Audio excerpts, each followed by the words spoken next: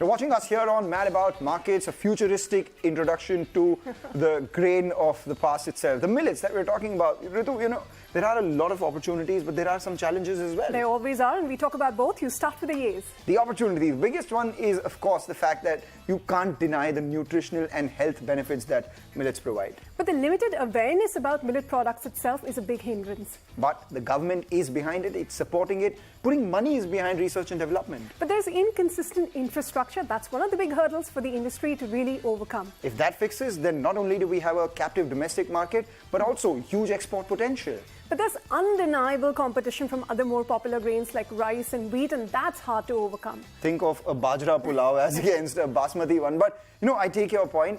Value-added products in millets, there is a huge opportunity there. I mean, what if you add some millets in your regular food? Sure, there's opportunity, but there's varied quality standards, and that's something that needs to be more streamlined. I hope that is, because these boys are rather strong. They grow in arid regions, drought-prone regions, and they're drought-proof. Well, we need more products, more experimentation. There's limited all of that as of now. So that's why there's some challenges that still have to be overcome. Well, so let's talk about these challenges that the companies are facing as well. There is a fair amount of opportunity, Raju, but what are the biggest challenges that millet product companies like you face? We have to regulate this, the pricing market, especially on the millet side, so that, the overall, the FMCG companies that are aiming to sell to the masses, have better control. So that is very, very critical to have a regulatory on the prices as well. So it cannot grow from 20 rupee to 50 rupee price points as the demand is growing higher. And also supply from the back end supply also, the farmers have to be more aware, and there are some technologies that are to be given to the farmers so that the yield is going to be more, because the yield also historically is not that high for the millets. So there are some specialized grains that are to be given to the farmers as well. So the yield is higher. So this is how we have to really look at, hand in hand, how the growth has to happen. Well, hold on, gentlemen, because earlier we also spoke to S. Shivakumar, who is the agriculture head of ITC, who said that value-added consumption of millets is yet to happen. Between the potential that exists for millets and the current reality of what is really getting done as a smart consumption from a consumer health perspective, there is still a gap. Yeah. While we do have a fairly significant production of millets, a large part of consumption still happens without necessarily all those kind of magic around millets in terms of why it is being consumed. That value-added consumption is something that must happen, because people need to understand what are the recipes, what are the cooking kind of differences for millets compared to the grains that one is used to. So from a recipe creation, recipe development, to creating food products that suit every occasion, and ensuring that the farmer actually produces that kind of quality millets, a synchronized effort has to happen, and then one will get to that potential in the medium to long run.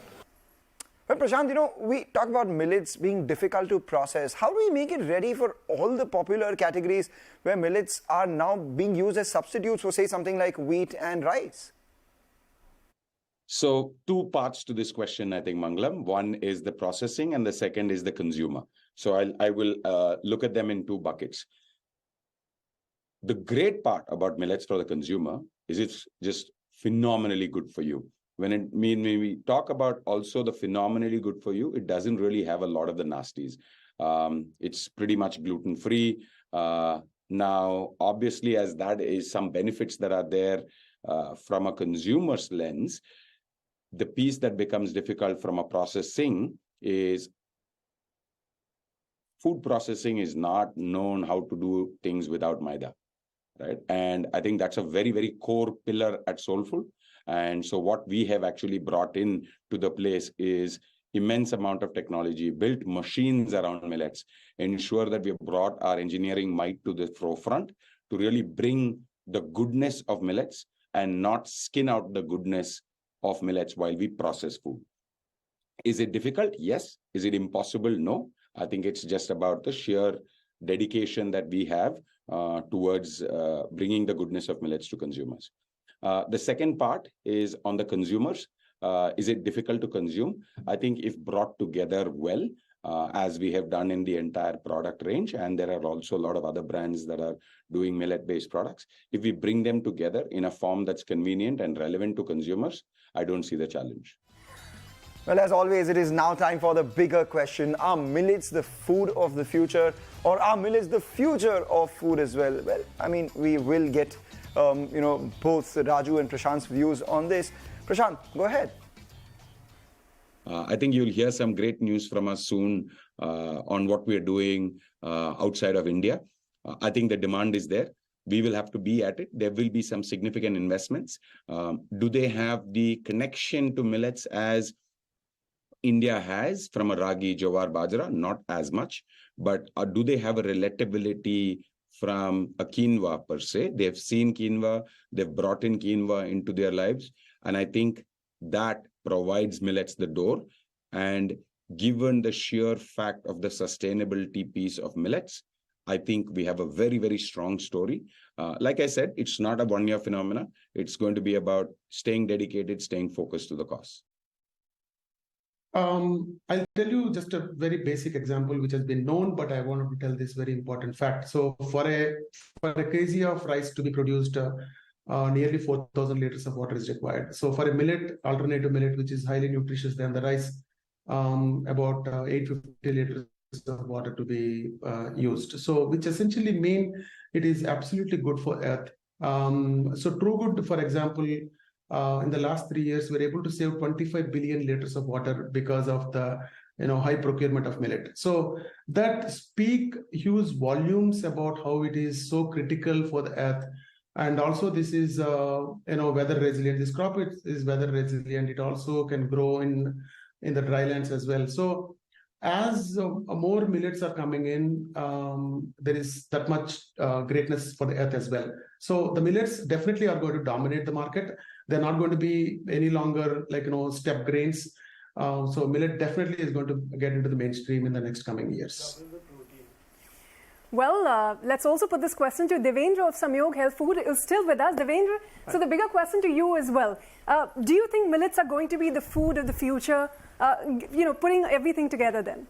I definitely think millets will be Why? the food of the future. Yes. Couldn't wait for me to finish. So basically they have some serious health benefits compared to other cereals. Sure. So if we can get foods that have these health benefits, it'll help make a healthier India, which is something that everybody wants today. Everybody's looking to be healthier. Everyone's looking to eat healthier. Yeah. And millets are a good way of getting India to do that. Also, from a supply chain perspective, they grow in semi-arid and arid regions, which also helps the farmers. Yeah. So, but it's not as straightforward as it looks, right? You can't have millet cakes, or the processed industry or the processed food industry is very used to using rice, maize and wheat. How do you change all of that to make millets the food of the future? I mean, it's easy to talk. Yeah, so that's where the innovation lies, right? So that's what we're working on, where we work to improve the processing capabilities of the food so that we can make products with the millets and new age ingredients that are healthier for people. Wonderful. Let's hope that there is a healthier future for all of us and which is affordable and tasty. That would really be it, Ritu. That would be it. On that note, we're going to thank all of our guests. Devendra, thank you for being here on Mad About Markets, and Thanks for also having me. Thanks for being here. And Prashant and Raju, to you guys as well for joining in here with your thoughts. On that note, we're going to wrap up this discussion. Thanks for tuning in. We'll see you same time next week.